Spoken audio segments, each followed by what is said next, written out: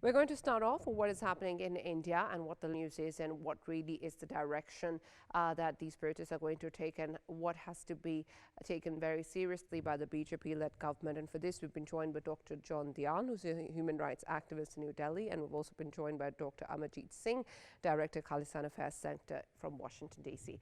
Thank you very much, gentlemen, for being part of the show today. Dr. Amarjeet, let me start with you in terms of how you are viewing what is happening in India, particularly in terms of the nationwide shutdown that we have seen.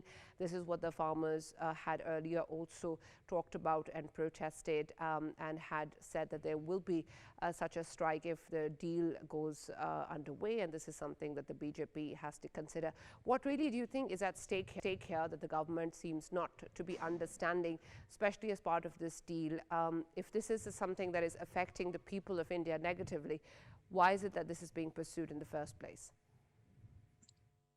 Sarah, first of all, thank you very much for inviting me to this newsroom discussion. We'll have to understand first that the roots of BJP, which in its previous avatar was Bharatiya Jansangh, and in a common language, they had always been called as a Baniya party. And since the beginning of 20th century, when at one time in the unionist government, Sir Chotu Ram, he came up with a law where it was that only farmers can buy farmers' land. That was when this whole system of Baniya, which used to uh, t- grab lands of the poor farmers, that thing ended.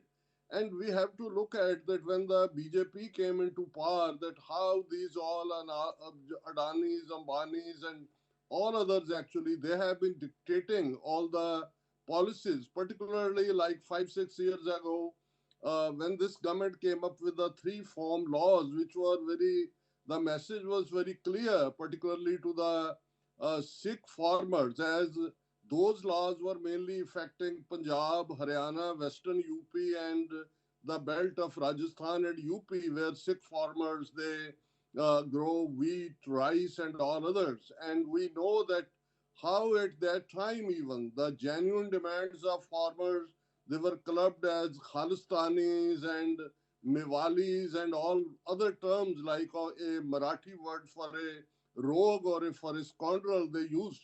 But farmers, after a long, long struggle, they forced government to take back those three farm laws. And now it's not only the US India trade deal, though it will be signed finally in the middle of next month. But whatever details have emerged, particularly directly from the horse mouth when President Trump he wrote on his Truth Social, and then US ambassador in India, Mr. Sergio mentioned, then Modi came up with.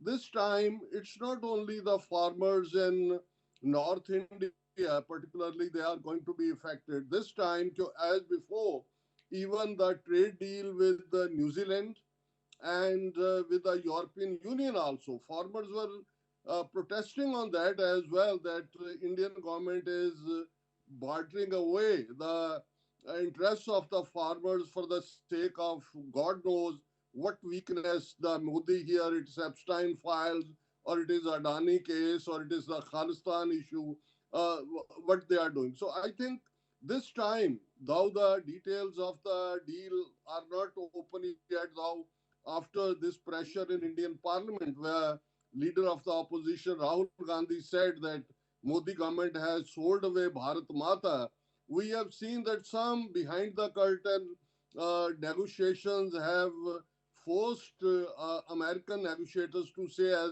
they have taken away the pulses out of it. But we are looking at the broad, big agriculture sector, and it is certainly the moment the details will come out, it will be a huge, huge, not only protest, but the whole system. This time, even dairy sector, from where Gujarat Modi comes, which has a big stake in dairy sector, and all other the South India as well, that will be affected. And I can see the very glimpse of it in today's strike on Thursday. Now the farmer unions have claimed 300 million people have participated. That may not be the exact number, but the anger, uncertainty, and coming on one platform of farmers' unions, trade unions, and parliamentarians, I think India will be jolted to a level that Modi government may not be able to stand on its feet when the details,